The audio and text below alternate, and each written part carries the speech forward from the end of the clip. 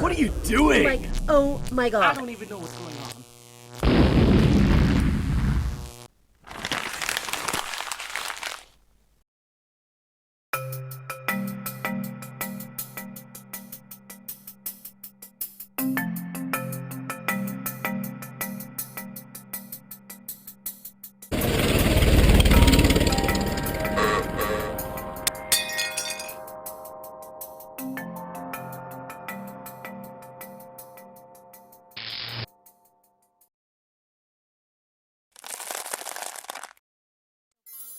Don't forget their gift cards at RitaYanez.com, and so am I.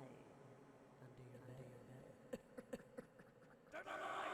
Turn on the light! Turn on the light!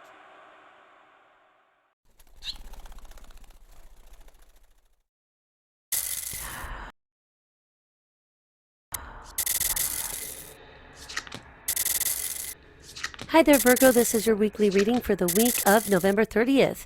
On Monday, we start off the week with an energy that's a little funky. Just remember that we're coming off of the separating aspect of the Sun in Sagittarius squaring Neptune in Pisces. Not the easiest time here because the problem is Neptune doesn't want to go easy.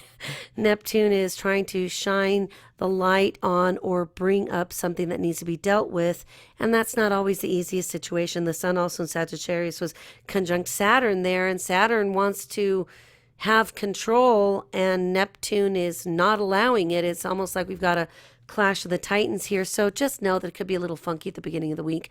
Monday, the card that you've drawn is the Four of Cups, so you're feeling kind of apathetic. You don't know how you feel. Maybe you had some funky interactions over the holidays. Maybe you're just kind of feeling a little bit low because it was somewhat difficult, and of course having the full moon last month on the 25th, right around the holidays, really was not making Thanksgiving easy for a lot of people. On Tuesday, the card that you've drawn is the Two of Wands. So here's where you look like you seem to be working forward from it now. You feel like you're getting past whatever that was, but then the astrology again wants to ask us some questions. Let me handle this here just a moment.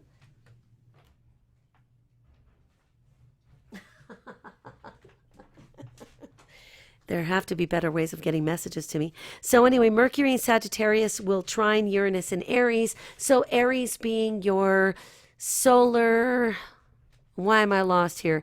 Your solar 8th house. Mercury here in that position is trying to help you understand that even these difficult times, even these dynamics in our families that aren't always the easiest, you could blend them together and see how even in the grand scheme of things, they're not so difficult as they seem. It's difficult when you're in the moment, but then as time marches forward and we look back in hindsight, you'll see that it was probably more emotional than anything, that these were situations, conversations, arguments, hopefully not, that could have been handled one way or another to make them easier. Mercury in Sagittarius squaring Chiron in Pisces for you is somewhat delicate because there's either a best friend or a romantic relationship that there is some need to clarify situations because it's almost like going head to head with what the foundation is of your relationship or of your friendship and your interaction versus what both of you are trying to adjust to, hopefully compromise to get along better. This could be, like I said, with your best friend, a workmate, a step sibling, a sibling, anybody close to you like this. Mercury and Sagittarius also from your 4th house of home and family and foundation. Sixth house, Apollo and Libra, which is trying to help you make some sense of what it is that you do have control of and take the lead on this. Let's say you don't have control of what your family does and you don't have control of what the adults are deciding around you, but you do have control of what you can do with your mind and what kind of dreams and hopes you have for the future. Now, of course, in the second house, it's giving it some kind of a financial flavor. So maybe there's something that's expensive that you hope to get as a gift or give as a gift. Remember that the holiday isn't about just gifts and shopping. I know here in the United States, it's like all the stores vomit. They just throw up upchuck products at Christmas time at the same time. That's not what the season is all about. And it puts a lot of pressure on families and people get very cranky. So release the need to feel like if you don't get something or you can't give something that you feel bad about it. How about make something, write some lyrics, draw something, take a picture, do something that is, in my opinion, those are the kind of gifts I love most.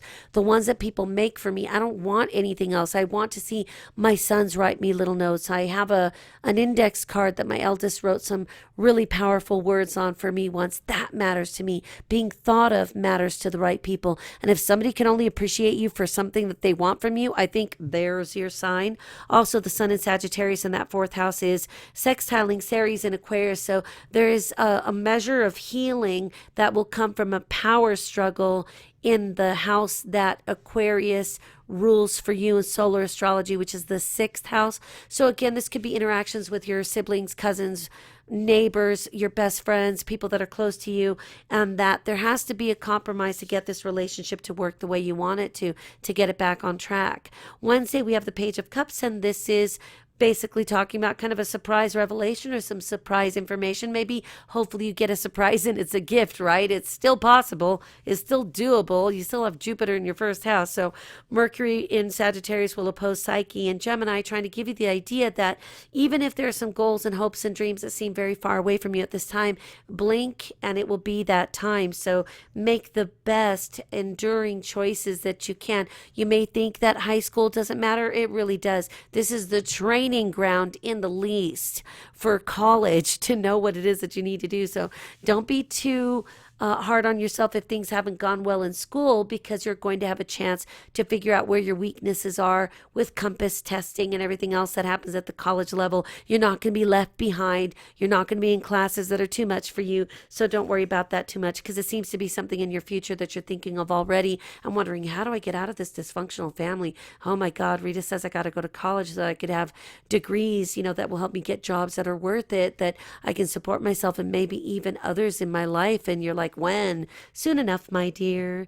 Thursday, we have the Five of Wands in reverse, which is where we get these struggles where, again, the need for compromise in one way or another, even if you're the one that has to back down or say, okay, fair enough, I'll just take my responsibility in this and some of yours, if that'll make everybody happy. On Thursday, we've got Mercury in Sagittarius, semi-sextile to Bacchus in Capricorn. And so that's the kind of energy that is asking for relief or wants some escape or some break from the drama in a relationship, or in the same struggle with your siblings or cousins or close associations such as this, your best friends, etc., on that real level. And again, don't escape it. Don't let people draw you into the world of, drinking, drugs, or anything else, because you know what? In the end, people point fingers at each other, and if you end up in the clink, it's going to be you and the clink, and nobody else can save you from it.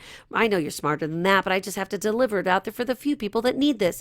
Mercury in Sagittarius trines Minerva and Leo being your 12th house of the secrets, the self-undoing, the unconscious, the subconscious, the past life associations, the dreams, the dream state, those things that we either keep hidden or is hidden from us as well will show up here. Minerva's asking you to use your wisdom, to use the experience that you've learned and gleaned either through your own experiences or other people's, and make wise decisions from here on out to the future. Mercury in Sagittarius sextiling Cupid in Libra bringing again that second house of possessions, income, stuff, items, material possessions.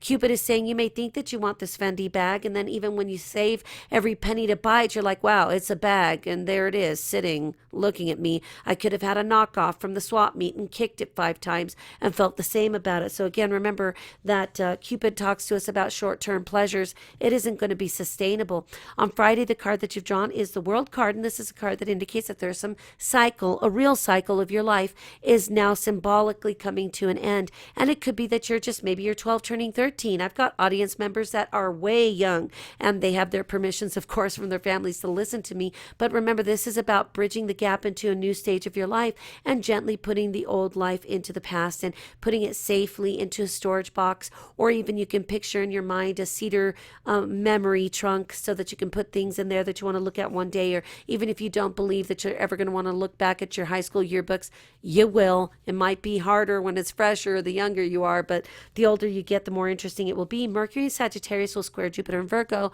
your solar first house. So, You might just feel like you're not coming across the way you wish, or that you're not being understood. That's the best you can do. Sometimes there aren't enough words to help a person understand what you're feeling. That's okay. Learn to release and say, I just did the best I could.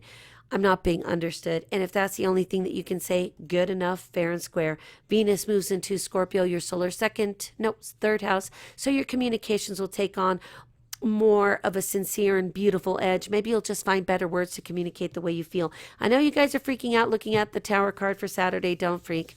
This is more about the way you feel that your situation in life, either by stage, age, position, situation, problems that you have, problems you don't have, things that you want to change in your life. You feel that it's in flux and that it's just all coming down, but I guarantee you that this is not really going to happen. It's more about the way you feel. And let me show you why. On Sunday, the Hanged Man is a card that indicates that you are going to be looking things from a different point of view, and that maybe this is the time out that you need to just look at things and go, oh, okay, I get it. This week was weird, so I'm glad it's only the first week of December that's going to be like this, because now I understand. Sun in Sagittarius here will sextile Mars in Libra. So again, watch the words. Don't say things that you can't take back, and sure as heck don't say things that are going to get your devices and your freedom taken from you, because you know what? Everybody thinks that it doesn't get any more serious than having a device removed or something, but you can still be put into timeout when you're a teenager, and just the timeouts are more appropriate because it'll be like, well, 6 days,